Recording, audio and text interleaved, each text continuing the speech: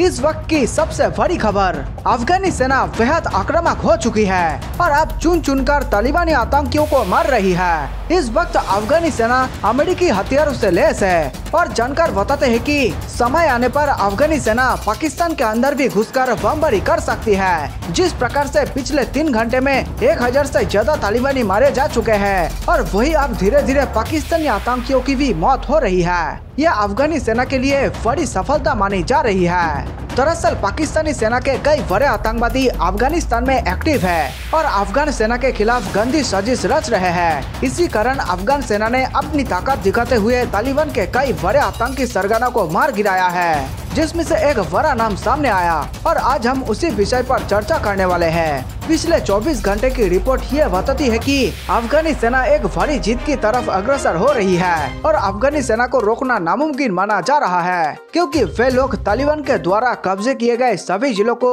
धीरे धीरे वापस ले रहे हैं। अमेरिकी सैनिकों के अफगानिस्तान छोड़ने के फैसले के बाद से तालिबान का कब्जा तेजी से बढ़ रहा है। वही अफगान सुरक्षा बल भी तालिबान का डटकर सामना कर रहा है। अफगान सेना ने शुक्रवार रात को फरियाब प्रांत के बाहरी इलाकों में तालिबानियों को निशाना बनाया।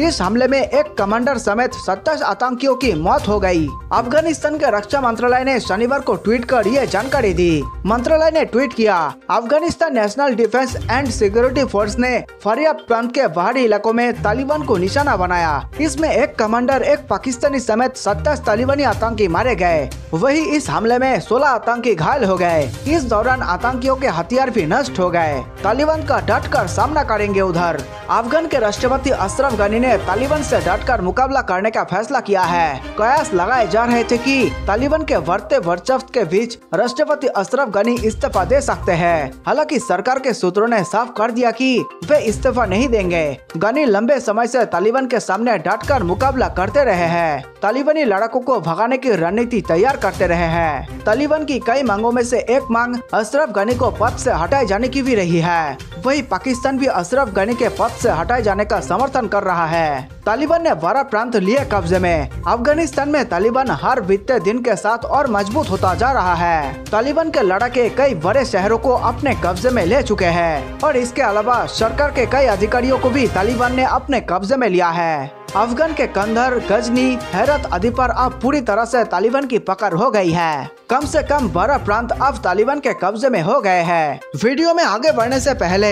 सभी भारतवासियों को मेरा नमस्कार। देश प्रेमियों, वीडियो को लाइक करके आप 5 स्टार दे सकते हैं ताकि हम आपके लिए रोज ऐसे ही राष्ट्रहित में वीडियो लाया करें। दोस्तों, देश हित से जुड़े तमाम खबरों पर हम लगातार नजर बनाए हुए हैं, इसलिए चैनल को सब्सक्राइब करना ना भूलें। हम चाहते हैं कि भारत के कोने कोने में देश हित से जुड़े सभी जानकारी फ्री में पहुंचाई जाए, तभी हमारा प्यारा भारत चीन से आगे निकल पाएगा।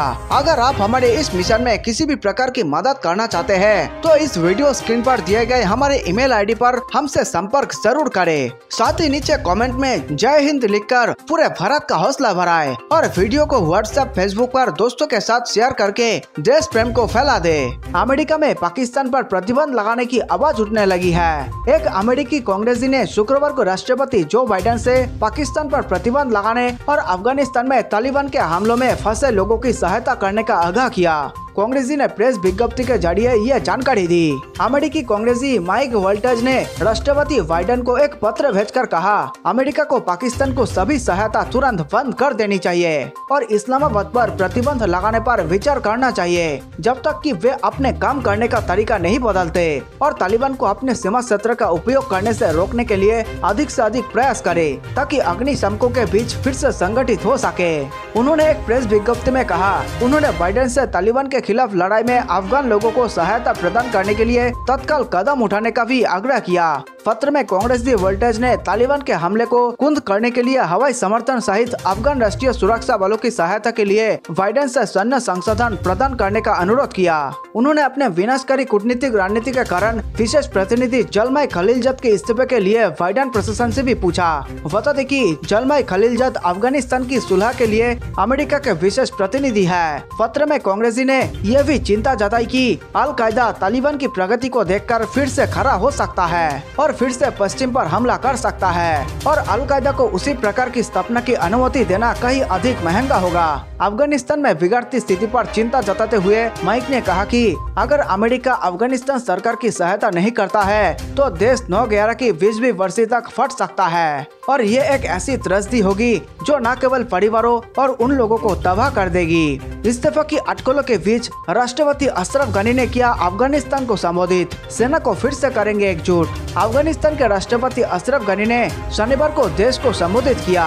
अफगान सरकार और तालिबान के बीच लंबे समय से जारी हिंसक लड़ाई में यह संबोधन एक अहम मोड़ साबित हो सकता है। इससे पहले सूत्रों के हवाले से खबर आई थी कि उन्होंने अपने इस्तीफा का संदेश रिकॉर्ड कर लिया है जो किसी भी वक्त जारी किया जा सकता है। अशरफ गनी के इस्तीफे के बाद अफगानिस्तान के भविष्य पर अब तक का सबसे बड़ा सवालिया मिशन लग सकता है। गुरुवार को यह लड़ाई तालिबान के पक्ष में जाती दिखी थी जब समूह ने देश के दूसरे और तीसरे सबसे बड़े शहर पर कब्जा कर लिया था। सेना को दोबारा करेंगे एकजुट। अपने संबोधन में अशरफ गनी ने इस्तीफे का ऐलान नहीं किया।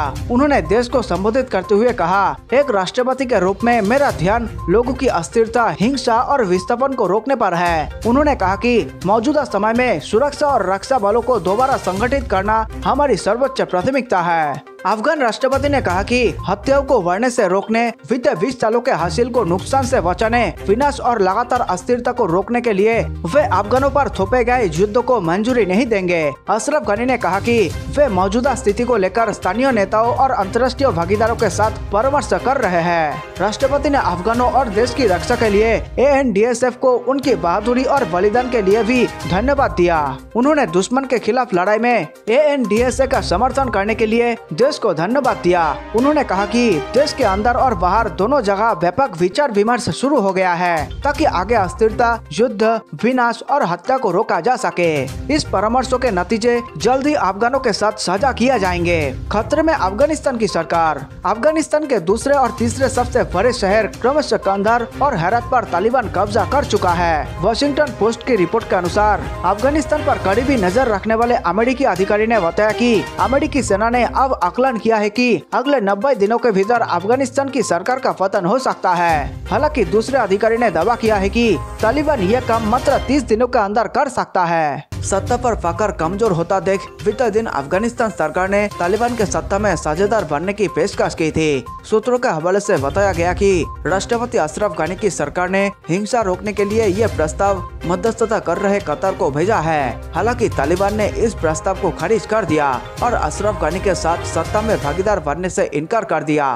तालिबान अफगान पर पूरी तरह से अपना कब्जा करता है और इसलिए वे अशरफ गनी को सत्ता से बाहर करने की लड़ाई लड़ रहा है। देशवासियों, वीडियो अंत तक देखने के लिए आप सबका बहुत बहुत धन्यवाद। मेरे देश प्रेमियों, नीचे कमेंट में जय हिंद लिखकर आप हमारे वीडियो को 5 स्टार दे सकते हैं ताकि हम आपके लिए ऐसे ही देशभक्ति वीडियो लाया करें। जल्द मिलते हैं एक और जानकारी पूर्ण वीडियो के साथ। नमस्कार, धन्यवाद।